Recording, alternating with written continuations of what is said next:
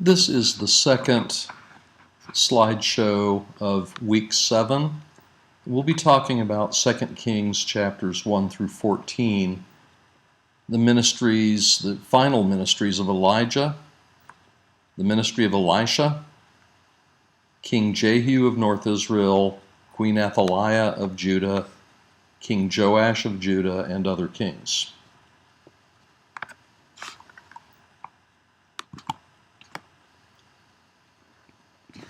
First are a couple of chapters relating to the end of Elijah's prophetic ministry. Elijah is called upon by Ahaziah, who's Ahab's son, to come to him and predict whether Ahaziah will recover from his injury that he had sustained. Ahaziah sends 2 groups of 50 soldiers to try to get Elijah to come with them. All of them are killed. The third group, the commander comes and falls before Elijah and says, "Let my life be precious. I don't want to do this. I'm asking you to come and speak to my master." And Ahaziah's death is predicted. Chapter 2 of 2 Kings deals with a very interesting story of Elijah passing on his prophetic mantle, literally and figuratively, to his disciple Elisha.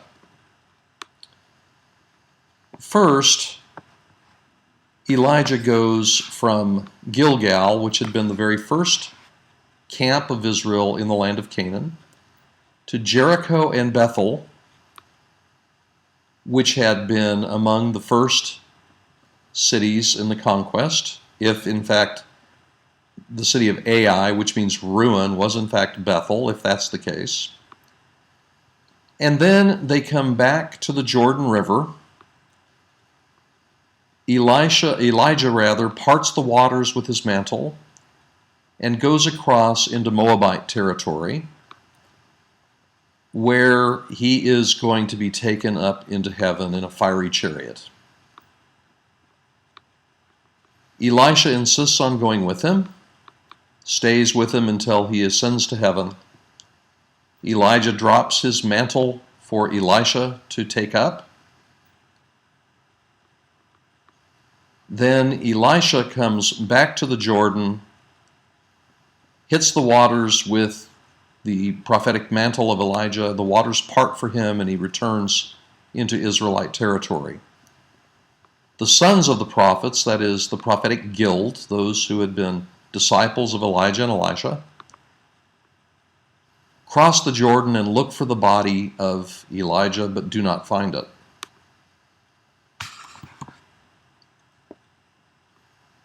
Now, I think it's a very interesting story for a number of reasons. First is because you have what amounts to a conquest story in reverse.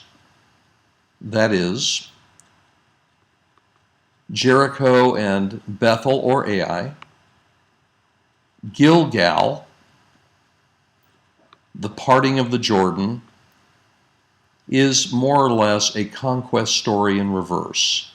How Israel came to be in the land is reversed. The initial stories of successes at Jericho and Ai, the camp of Israel at Gilgal, the parting of the waters of the Jordan to get into Israel is now reversed, and the prophetic word leaves Israel.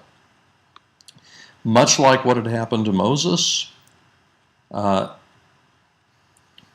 takes Elijah. God took Moses and buried him where no one could find him. And the disciples look for the bodies of both Moses and Elijah and do not find it. This is more or less the reverse of the accounts in Deuteronomy chapter 34 and some of the initial chapters of the book of Joshua. The prophetic word leaves Israel, but Elisha returns with the prophetic mantle of Elijah, returns to Israelite territory as if to say, the prophetic word is not completely gone from North Israel. There is still a prophet in Israel.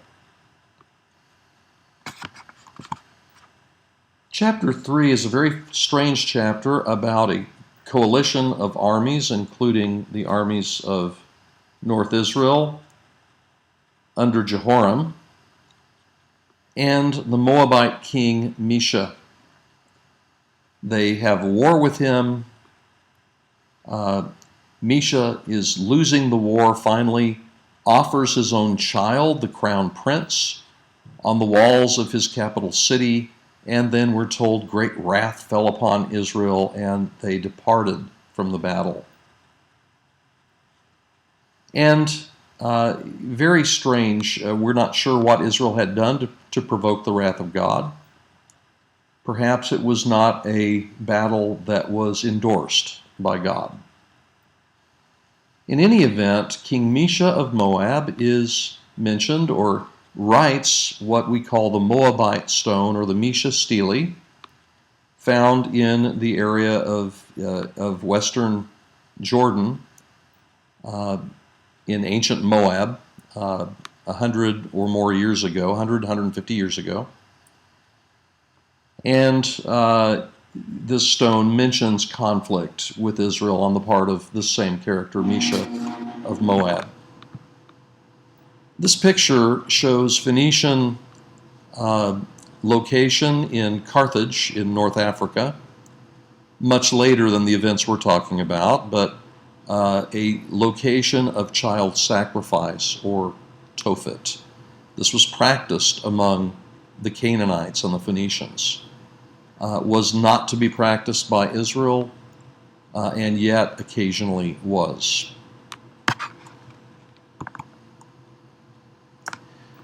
Let's talk about the ministry of Elisha. He is, of course, Elijah's successor. And as he has received the prophetic mantle of Elijah, so and had asked for a double portion of Elijah's spirit, he is going to do twice as many miracles, in fact more than that, that Elijah had done. As I mentioned in the previous session, be aware how many of these miracle stories also are reflected or resonate with miracle stories in the Gospels. That is to say, that Jesus is a prophet like Elijah and Elisha, and miracle workers like they were. First, a widow helps Elijah. Actually, before that, in chapter 4, there is a wife of a prophet who gives him who he multiplies her jars of oil in manifold ways, much like the widow woman of Elijah in the previous book, 1 Kings, with her little jar of meal and cruse of oil. Then there's the story of the Shunammite woman, a widow woman who cares for Elisha, and he raises up her son who has died. Also in chapter 4, Elisha is able to make a pot of food that had become poisonous, not poisonous, and he multiplies loaves and grain for a number of people to eat, much as Jesus does in the Gospels of Matthew and Luke. In chapter 5, Elisha heals Naaman by telling him the Assyrian official in the armed forces to go and bathe in the Jordan River, which he reluctantly goes and does, and he's healed of his leprosy, much as Jesus heals the centurion's servant in Matthew chapter 8, who is ill.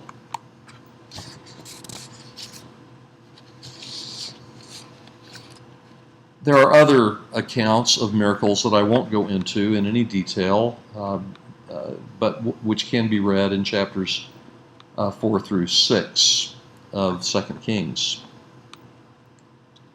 In chapter 6, 8 through 23, is a war with the Arameans once again of Damascus, the kingdom of Damascus.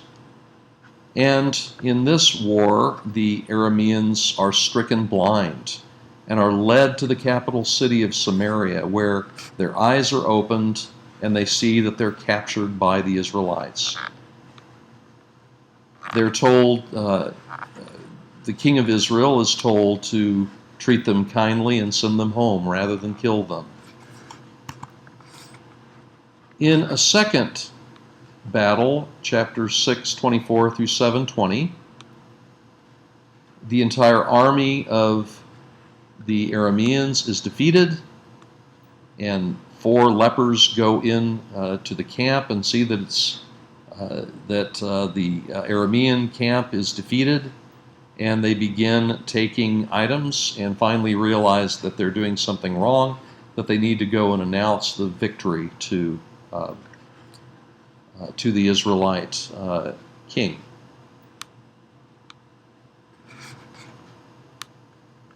Other events follow in chapter 8 involving the Shunammite woman that cares for Elisha, prophecies concerning Ben-Hadad, the king of the Arameans, and his successor, Hazael, which had been prophesied much earlier at Mount Horeb to Elijah.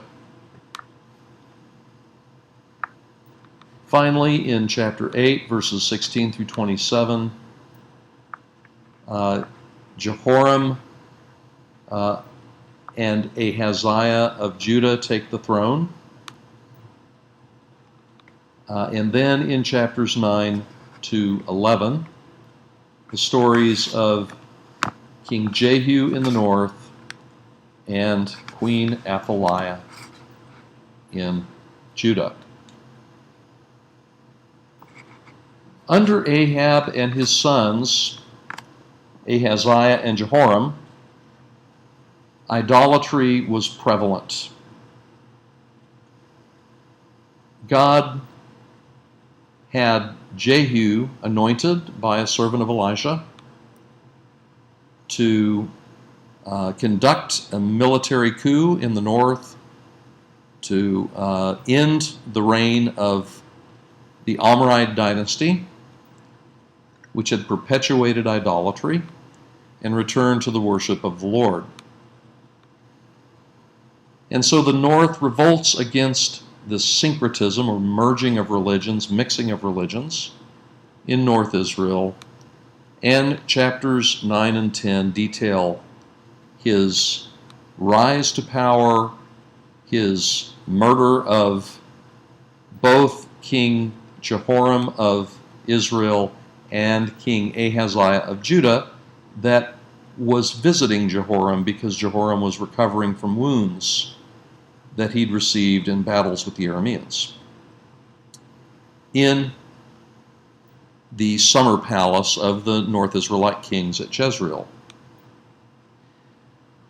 They are related by marriage. Jehu kills them both. Also, on his way to Samaria, he encounters the Judean royal family that's on the way up to Jezreel to visit both Jehoram and Ahaziah. They are also murdered by Jehu.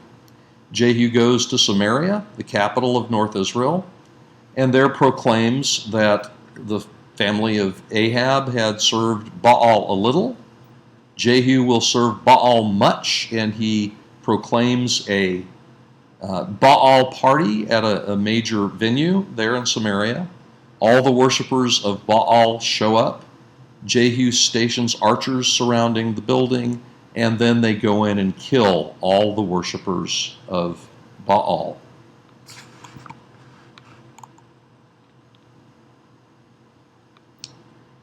This picture is an artist's depiction of Jehu slaying Jehoram of Israel. Jehu's revolt was extremely bloody, and the prophet Hosea, much later, attributes the demise of the dynasty of Jehu, which included 5 kings, to it beginning in a bloodbath at Jezreel. And so not all was good with the kingship of Jehu. Jehu also lost territory to the Arameans and the Assyrians. The black obelisk of Shalmaneser III depicts King Jehu of Judah bowing before King Shalmaneser and giving North Israel to the Assyrians as a tribute, a tributary nation, or a tribute-paying nation of Assyria. An event that the Bible does not depict. All is also not well in the country of Judah. When Ahaziah of Judah and much of the royal family had been murdered by Jehu, Queen Athaliah decides to seize the throne. She kills most of the royal children in order to secure her place on the throne. Only the high priest Jehoiada and his wife Jehosheba are able to save one royal child, and that is Joash, from the murder of Queen Athaliah, and hide him for about 7 years.